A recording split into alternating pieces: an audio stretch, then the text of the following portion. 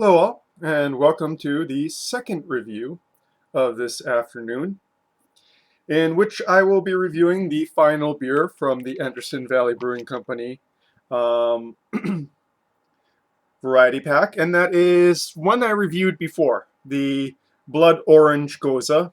This is, of course, a kettle sour with the addition of blood oranges.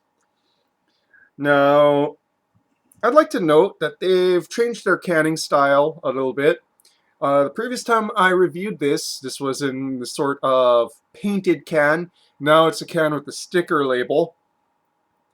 And I know a lot of brewers are kind of moving to these sort of sticker labels.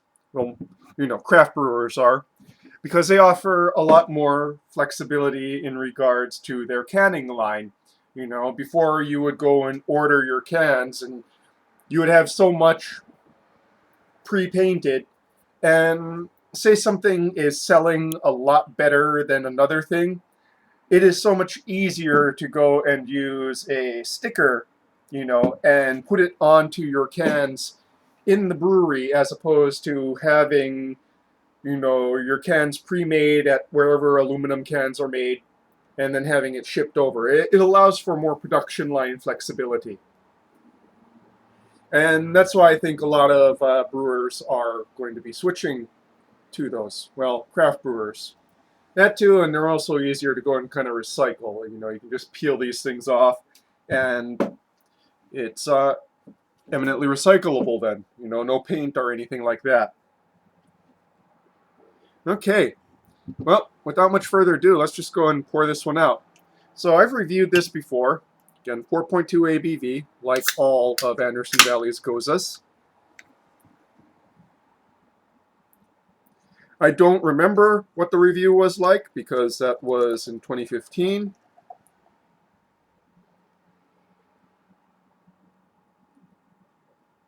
Huh.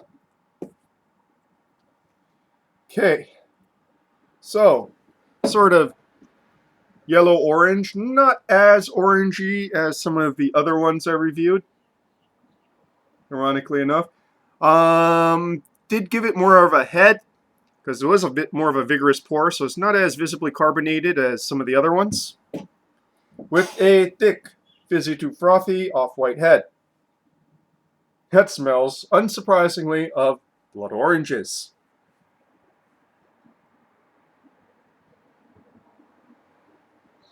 There is also that sort of wet rock minerality I associate with kettle sours.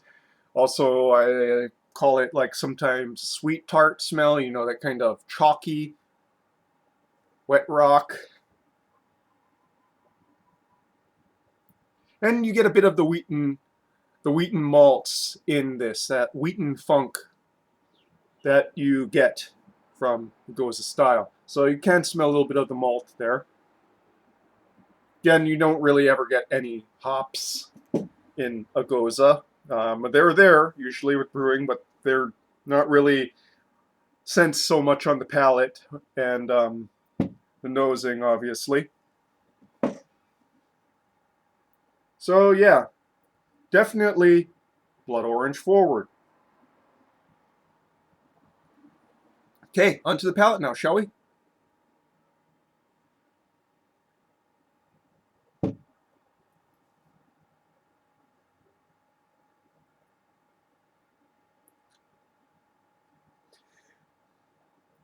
Yeah, the wheat malts definitely show up there pretty strongly in the finish.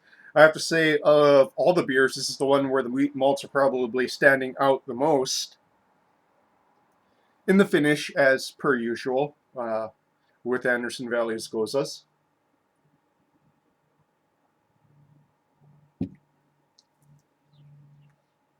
Up front is, of course, the tartness. Not as tart as some of the ones I've had, but still fairly tart.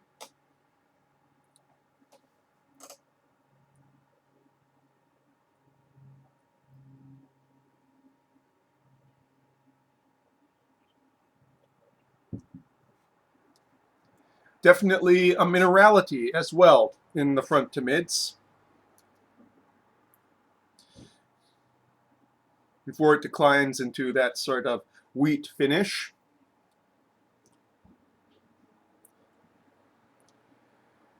Pretty evenly distributed between the palate and the top note.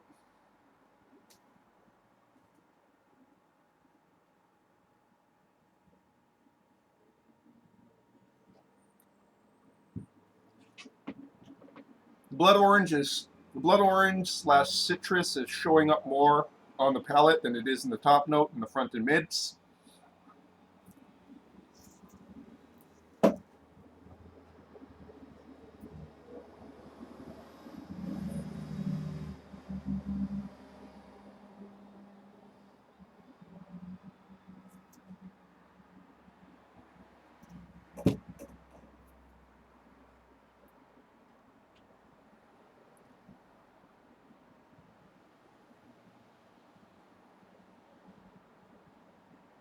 Hmm.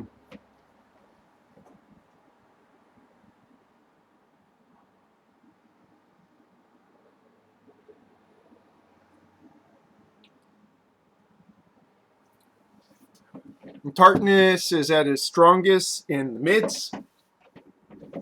Again, not the most tart of the Goses I've had, but also not the most subtle.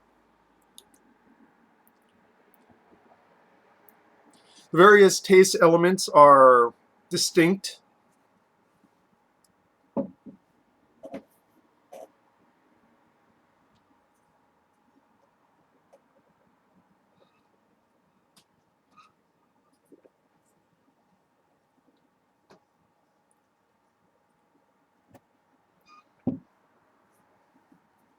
Again, doesn't really offer surprises like the rose hip raspberry goza, or should I say the rose framboise goza, nor or the briny melon goza. But it is a bit more distinct than the cherry one.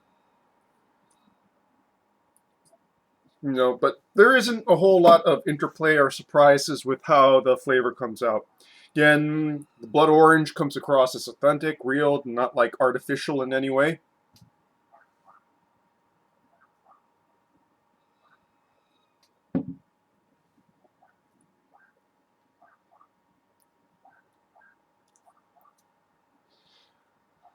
So while enjoyable, it doesn't hit me the way, like, say, the briny melon does. And it's not interesting in the way that the rose hip one was, So it's just satisfying, I would say. Definitely good on a hot, muggy day, such as this afternoon. And yeah, definitely, if you go and see the variety pack for sale, I found it at Whole Foods. Give it a shot. It was, I would say it offered at the around $23 price. I think it really offered up a interesting array of flavor and smell sensations, as well as refreshing beer. And yeah,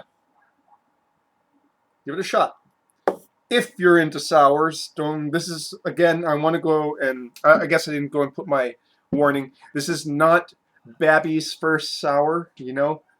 Um, this is advanced level sour. Well, I should say not advanced level sour. I'd say like advanced level sour, something like some Red Flanders, which is really can be really out there at times. This is intermediate level sour.